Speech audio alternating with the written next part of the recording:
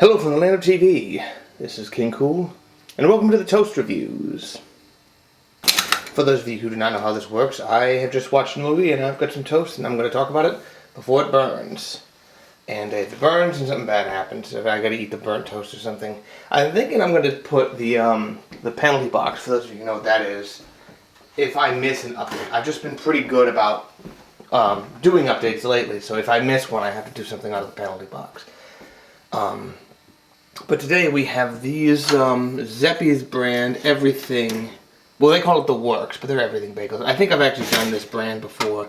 I was trying not to repeat doing anything on the show, but sometimes I just don't have access to anything else. Because I could have walked to Dunkin' Donuts and gotten an egg bagel or something, which I might do someday, but it's freezing out, and I got that far, and that was enough to get these.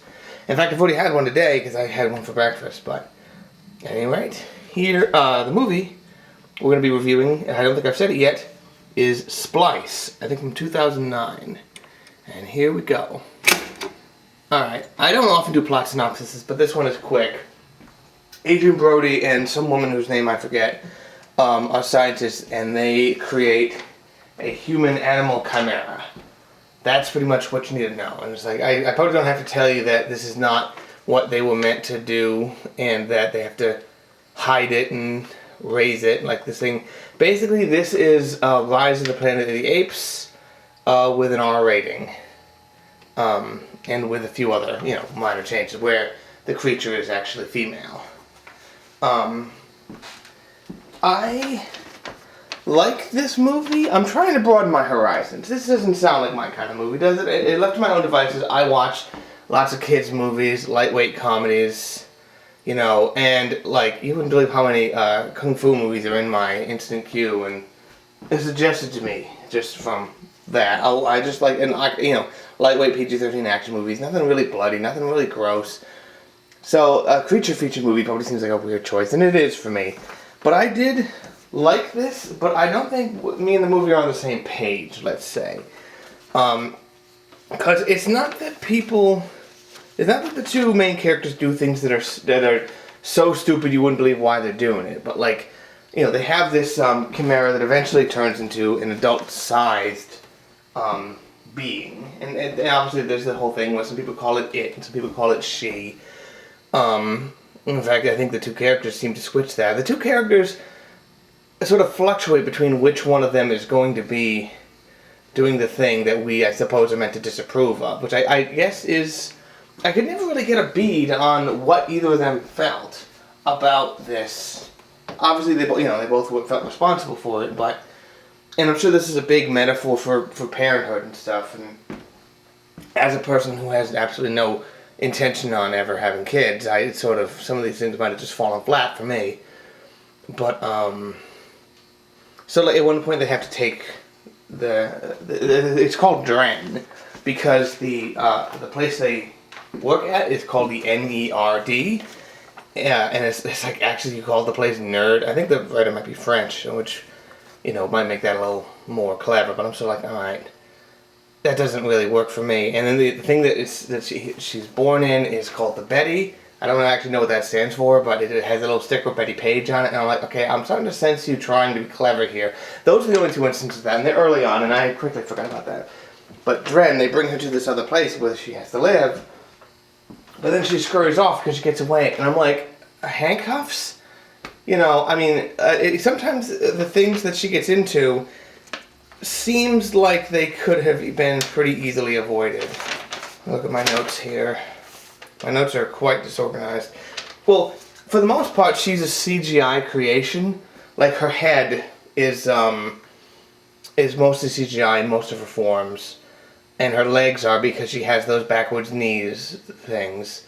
But her arms tend to not be, even though she has 4 fingers. So you can often see sometimes a slight textural difference between her hands and her head. I don't know how much this movie cost. I don't think it was very much. But it's for the most part impressive. But they space her eyes far apart. They're not on the side of her head like a deer, but they're far apart. And it seems like sometimes it just doesn't look like they've done that. Like, maybe it's just the angle, but it looks like, well, that angle just sells, so just leave the original footage in, it just looks like a person. But then from certain angles, her eyes are just really far apart, and it looks a little funny. So that's the texture. That's not enough to change anything. They do use the word evolve, like in like day 17. Like she continues to evolve. It's like if one creature cannot evolve, evolution takes time and takes progressive generations. That's just one for a movie that throws a lot of science out there, and I'm like, all right, I'm gonna assume most of this is right. That's one thing that they get incorrect.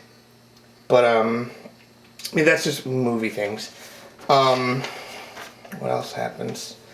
The creature, the Dren, the three people who play her. The one time she's CG, then she's a young actress, and then she's an older actress. And the three of them don't really seem to be on the same page. When it's first around, it sort of skitters around like a mouse or like a cat. And then the little kid doesn't really act much like an animal. But then the human one seems to act very squirrel-like. They're very looking around, sort of like listening by tipping the head, that sort of thing. You know, it's an interesting performance, but they also don't seem to be on the same page. Let me see here. At one point, they take sort of a long time to figure out, okay, she has a fever. Let's give her a cold bath. And I was sort of like, oh, have a fever. I'm like, none of you just took a rag and just dabbed it on her head or something? And like, this took you scientists kind of a while. I mean, it's meant to demonstrate, I suppose, that, oh, look how difficult parenthood is when you're not prepared for it. She vocalizes a lot, makes these little chittering, I can't quite make it, it's a little too high for me, noises, but she doesn't move her mouth when she does it, so it looks really strange. I know a lot of things just make noises out of the throat without moving the mouth, but it just looks strange. And there's a couple of recycled sound effects, like there's one thing where you hear a crowd shouting, and then when they drop her into the tub, you hear the splash, and then you hear that one of the machines it's at hour 15. I put down the time, so I can't really describe it. It's in this whir sound. Hang on. Oh wow, you're actually smoking. Oh well. Oh, there we go. Look at you. Don't turn off the smoke alarm, please. Well, I suppose I still have to endeavor to eat it, so I'm gonna get some butter. Alright. Here we go. That's not... I've eaten darker than that before. What else do I have to say about this? You know, I mean, occasionally the movie makes some silly choices, and I probably wouldn't have to tell you that there's a big presentation that sort of goes awry. It doesn't actually involve the Dren, but it does, you know, it just... You ever see that thing with the robot Asimo and how it falls over? And it's sort of like that, except with more horror. I mean, I don't know, I suppose this is a horror movie, and I suppose it'd be one of the only ones I've ever seen, but it's not all that horrifying. But the last 10 minutes seem to demonstrate sort of a lack of confidence in what they've been building up to. I sort of am like, okay, we're really just gonna go this way with it? Like, not that it's necessarily a cliche. Like, I could bring up the players and do one of the montages, one of these science montages they do a couple times at the beginning, but I can't really do that without editing anything. Where did I put the knife? Here we go.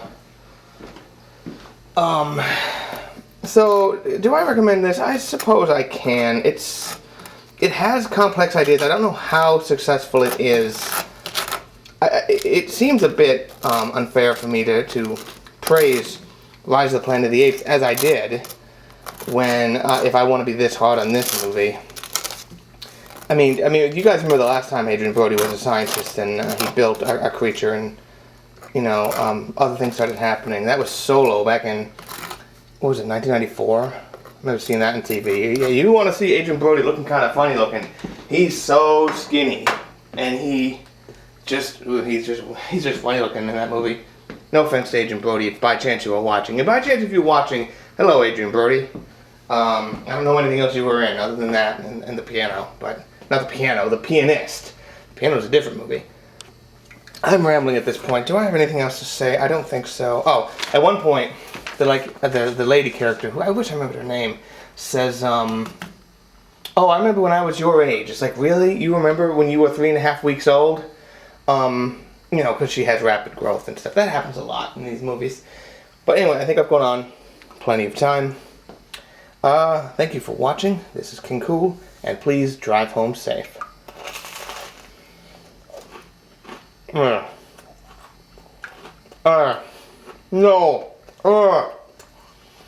Burned.